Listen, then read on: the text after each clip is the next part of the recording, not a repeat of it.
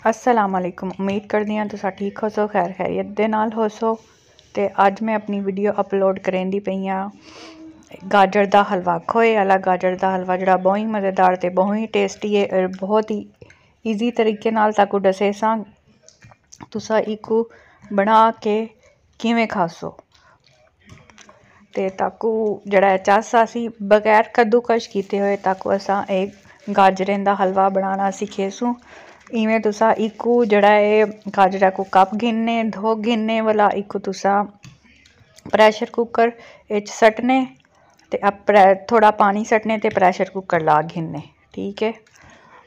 ते जिस वेले तुहाडा प्रैशर दी सीटी आ वंजे तुस अपने प्रैशर के हिसाब नाल लाओ कि इतने टाइम तक तुहाडियां गाजरां जेह्ड़ियां गल वैसन, ठीक है। ये साडियां गाजरां गल के तैयार थी गईयां। हुण असां बे बर्तन च इन्ना कू जेह्ड़ा है ओह् करेसूं सटेसूं गाजरें को जड़ियां असां बॉयल कर गिदियां ने।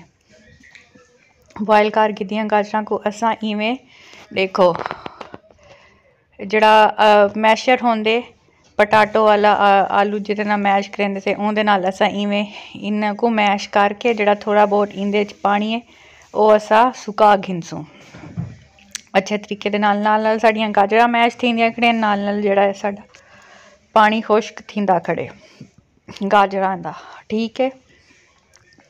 ये हुण ये देखो साडियां गाजरां असां इन्ना को अच्छे तरीके नाल भुन गिनसो वाला इंदे च असां सटेसूं घी जितना ताकू भांदे, ताकू ज़्यादा भांदे ज़्यादा सट्टो, नॉर्मल भांदे नॉर्मल सट्टो, जितना ताकू भांदे तुसां उतना घी इंदे च सट्टो। ऑयल सट्टो या देसी घी सट्टो, ये तुहाडी अपनी चॉइस है, ठीक है। वाला असां इंदे च गाजरां च खोया सटेसूं, ठीक है। खोए को असा थोड़ा मेल्ट कर गिनसूं, इवें साबत कह नहीं सट्टना असां। ये देखो हुण जेह्ड़ा साडा गर्म थां है उंदे च असां खोया थी वैसी नरम थी वैसी, ठीक है। ये देखो साडा खोया जेह्ड़ा है हुण थी गया नरम। ते हुण नाल ही असां इंदे च सटेसूं चीनी 1 प्याली, ठीक है। 1 प्याली भर के असा चीनी सटेसूं जितनियां तुहाडियां गाजरां ने, मतलब कि तुहाडियां अगर तुस जितना मिट्ठा ताकू भांदे तुस अपने मिट्ठे के मुताबिक उंदे च चीनी सट्ट गिनसो। चीनी इंदे च मेल्ट थी वैसी थोड़ी थोड़ी वाला असां जेह्ड़ियां मैश कीतियां होइयां गाजरां असां ओह् इंदे च सट्ट के अच्छे तरीके नाल पका गिनसूं, ठीक है।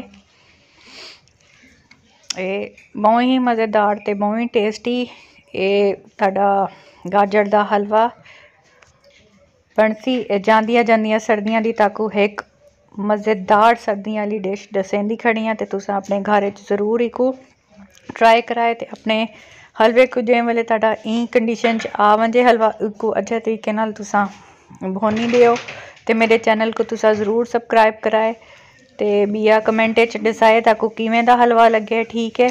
ते अपनी फ्रेंड्स एंड फैमिली दे नाल तुसां ज़रूर शेयर करने अच्छे तरीके नाल। जिस वेले साडी बोनी आ गई है असां इकू अपने डिश आउट करके जेह्ड़ा असां थोड़ा बिया खोया ये असां पिघला के खोया उत्ते ला के बिया असां ये गिरियां बदामां दी चीज़ां जड़ियां ने ओह् सट्टदे पे से, ठीक है। ये असां चीज़ां सट्टियां ने इंदे उत्ते कि साडा जेह्ड़ा गाजर दा हलवा है ओह् थी गए तैयार ते तुसां इकू खाओ ताकू बहुत ही मज़ेदार चस आसी जेह्ड़ा बिया तुसां इंदे च अगर बिया ड्राई फ्रूट सट्टना चांह्दे हो तुसां सट्ट सकदे हो, ठीक है।